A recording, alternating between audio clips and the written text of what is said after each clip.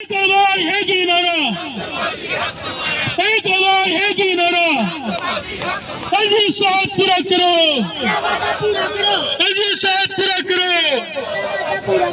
अजी साहब पूरा करो, अजी साहब पूरा करो।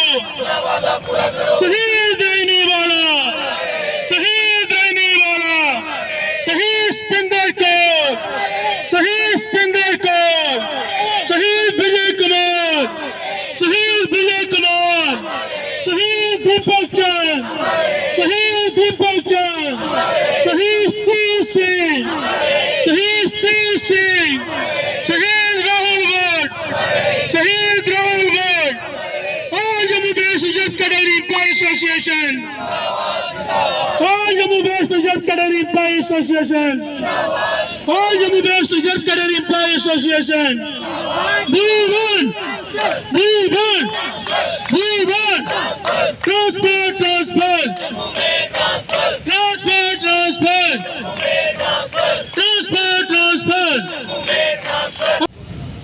जी अब सर बहुत बहुत शुक्रिया आपका। सर आज हमें 197 डेज़ हो गए यहाँ पर पीसफुल प्रोटेस्ट करते हुए, और हमारी जो डिमांड थी वो पहले दिन से ही लेकर आज तक एक ही है, सूटेबल कॉम्प्रिहेंसिव ट्रांसफ़र पॉलिसी। हमारी इस डिमांड को एलजी साहब ने खुद जस्टिफाई किया है, माना है, जो कि 15 साल से किसी ने नहीं माना। तो उस डिमांड को पूरा करने के लिए एलजी साहब की तरफ से एक कमेटी का गठन भी किया गया, और कमेटी के जो चेयरमैन थे वो 1 महीने में ट्रांसफ़र होकर चले जाते हैं। दोबारा से उस कमेटी को फिर से रिकॉन्स्टिट्यूट किया गया, और दोबारा से जो चेयरमैन थे वो ट्रांसफ़र होकर चले जाते हैं। अब हमें ये नहीं पता कि जो चेयरमैन है वो अपनी मर्ज़ी से ट्रांसफ़र होकर जा रहे हैं कि उनका तबादला खुद कोई अपनी मर्ज़ी से करवा रहा है। तो हम एलजी साहब को ये पूछना चाहते हैं कि अगर आपने हमारी डिमांड को कंसिडर किया, जस्टिफाई किया, तो फिर आप खुद इस मामले में पर्सनली इंटरवीन कीजिए कि आपने हमारी इस डिमांड को जो आपने मानी है आपने पूरा करनी है कि नहीं करनी है। हमने हाल ही में एलजी साहब का एक बयान सुना जिसमें एलजी साहब ने कहा कि कश्मीरी हिंदुओं के बारे में हम प्रमोशन के बारे में सोच रहे हैं, हम उनकी प्रमोशन पे काम कर रहे हैं, उनकी रहने की जो एकोमोडेशन है उस पर काम कर रहे हैं। तो जो दूसरे बाकी हैं उन पे भी काम करें। अब जो दूसरे बाकी हैं मुझे लगता है वो शायद हम लोग ही हैं। तो एक बात मैं यहाँ कहना चाहूँगी कि कश्मीरी हिंदू यानी कि हमारे कश्मीरी पंडित हैं, उनकी अगर आप प्रमोशन की बात कर रहे हो, एकोमोडेशन की बात कर रहे हो, अगर उनको ये चीज़ें मिल रही हैं, फिर भी अगर आप देखोगे कल का जो प्रोटेस्ट था उनका प्रेस क्लब में, वो साफ तौर पे कह रहे हैं कि हमने प्रमोशन की डिमांड नहीं की, हमने एकोमोडेशन की डिमांड नहीं की, आप हमें सीधे और सीधे रीलोकेट कीजिए। तो आप सोचिए, जिनको इतना कुछ देने के बाद भी वो लोग कह रहे हैं कि हमें रीलोकेट कीजिए, तो हमारी तो कहीं चर्चा ही नहीं है, हम तो कहीं चर्चा पे है ही नहीं कि इनकी एकोमोडेशन की बात करनी है, इनकी प्रमोशन की बात करनी है, इनकी सिक्योरिटी की बात करनी है, तो हम तो चर्चा का विषय ही नहीं है।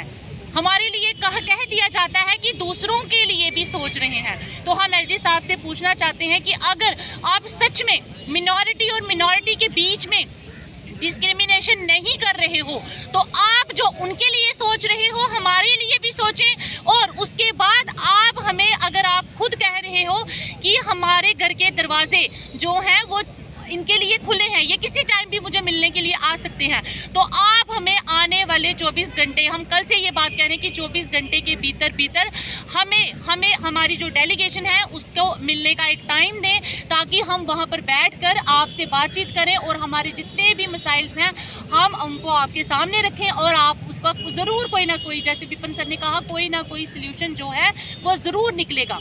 तो हमारी एक ही डिमांड है, सूटेबल कॉम्प्रिहेंसिव ट्रांसफ़र पॉलिसी। हमने 15 साल कश्मीर में दे दिए, हम बहुत सारी ऐसी बहनें हैं जिनको 15 साल हो गया कश्मीर के अंदर बैठे हुए।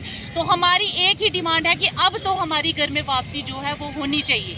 मैम, जैसा कि एलजी साहब ने कहा कि हमारे दरवाजे सबके लिए खुले हैं, दरवाजे तो सबके लिए खुले होते हैं, लेकिन आप पर्टिकुलरली कौन से दरवाजे की बात कर रहे हैं? कौन सा दरवाज़ा आपके लिए खोलना इस वक्त ज़रूरी है?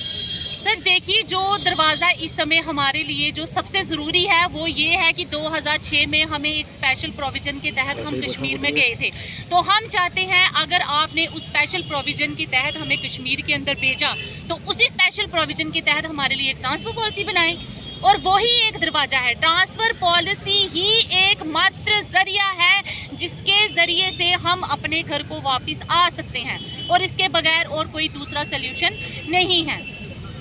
ताकि हमें भरोसा हो जाए कि सच में आप कर रहे हो, आप कह रहे हो हम प्रमोशन पे काम कर रहे हैं, आप कह रहे हो अकोमोडेशन पे काम कर रहे हैं, तो सैलरी तो बहुत छोटा सा मसला है। अकोमोडेशन प्रोवाइड करने में फिर भी टाइम लगेगा, ट्रांसफर पॉलिसी बनाने में हो सकता है टाइम लग रहा हो, लेकिन सैलरी रिलीज़ कीजिए। देखिए, हमें लगता है कि एलजी साहब तक जो हमारी इंफॉर्मेशन है वो कुछ जो करेक्ट है वो नहीं जा रही है। पता नहीं क्या इन्फॉर्मेशन है, वो कौन से ब्यूरोक्रेट्स हैं जो हमारी जो इन्फॉर्मेशन है वो एलजी साहब तक बराबर जो है वो नहीं सौंप रहे हैं। लेकिन हम एलजी साहब को ये चीज़ बोलते हैं कि आप खुद इंटरवीन करके देखिए कि हमारे आज की डेट में भी 80% हमारे एम्प्लॉयज़ जो हैं वो फार फ्लंग एरियाज़ में काम कर रहे हैं।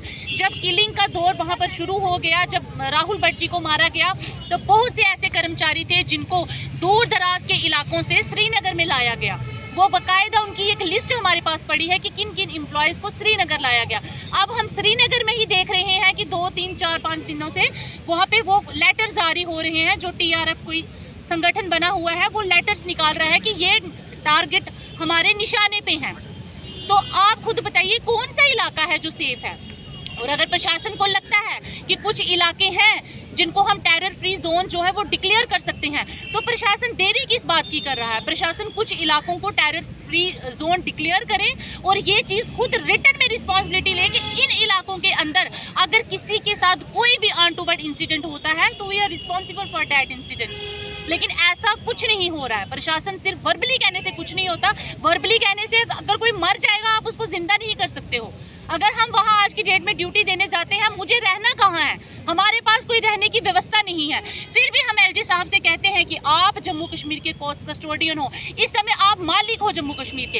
अगर आपको लगता है कि हमारा जाना वहाँ बहुत ज़रूरी है, आगे बढ़ना है हमने, तो भाई हम जाने के लिए तैयार हैं, लेकिन आप जिम्मेदारी लें इस चीज़ के लिए, आप रिस्पॉन्सिबिलिटी उठाएं तो हम जाने के लिए तैयार हैं। तो रहने के लिए तो हमारे पास कोई ठिकाना वैसे नहीं है, तो एक एक टेंट अपने साथ ले जाएंगे हम बहनें जितने भी हमारे भाई हैं, तो वो तंबू हम फुटपाथ पे लगा लेंगे अपने बच्चों के साथ, तो वहाँ ड्यूटी देंगे। फिर आपको वो जो मार रहे हैं उनको भी हमें ढूंढने में टाइम नहीं लगेगा।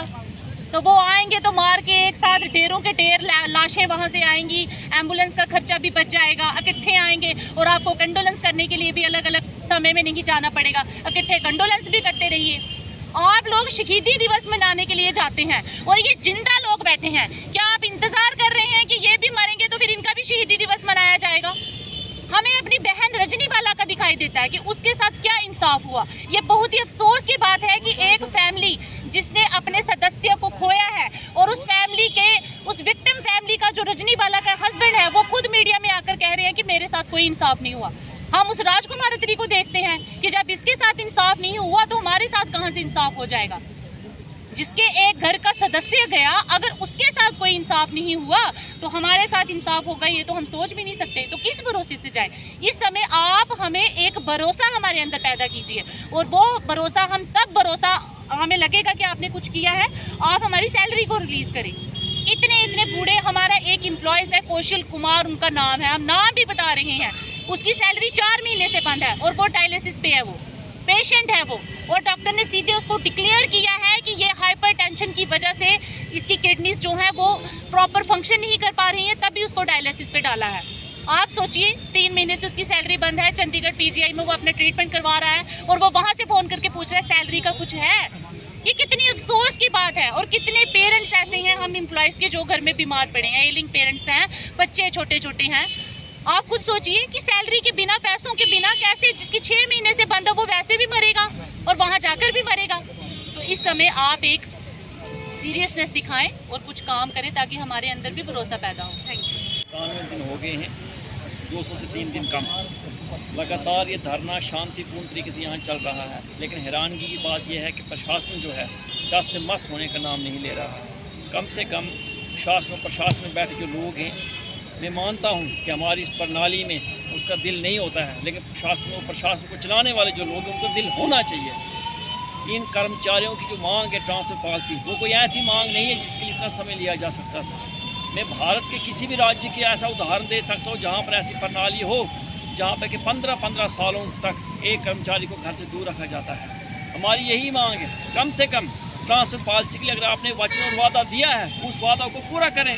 दूसरी बात, हैरानगी की बात होती है, इन मुलाजमों के पिछले 6 महीनों से इन कर्मचारियों की सैलरी बंद है। बगैर सैलरी के ये कर्मचारी अपने जीवन का निर्वाह किस तरीके से कर रहे हैं, ये प्रशासन को देखना चाहिए। प्रशासन चुपचाप तमाशाई बनकर खड़ा नहीं रह सकता है। प्रशासन को इन कर्मचारियों के साथ खड़ा रहना होगा। एक तरफ से थ्रेट लेटर आते हैं, दूसरी तरफ से बायोमेट्रिक अटेंडेंस का ऑर्डर आता है, एक तरफ कुआं है, एक तरफ खाई है, और बीच में प्रशासन ही मैं कहता हूँ धक्का देने के लिए खड़ा है। कम से कम प्रशासन को मानवता का चश्मे के साथ इसको देखना चाहिए। ये इंसान की तरह देखने की बात है। अगर इसको रूल्स और रेगुलेशन के चश्मे से देखेंगे बहुत सारी चीज़ें आ जाती हैं बीच में, लेकिन अगर इंसानियत की नज़र से देखा जाएगा तो इस समस्या का समाधान हो सकता है। इस समस्या का समाधान यही है कि पिछले दिनों हमने देखा है, एलजी साहब ने खुद कहा है कि बातचीत के लिए उनके दरवाजे हमेशा खुले हैं। तो हम यही चाहते हैं कि कम से कम अगर वो दरवाजे खुले हैं तो इन कर्मचारियों के साथ एक बार बात की जाए, इनके दुख और दर्द को सुना जाए। जब आप इनकी बात सुनेंगे तो मैं यकीन के साथ कह सकता हूँ कि कोई ना कोई समस्या का समाधान निकल कर सामने ज़रूर आएगा।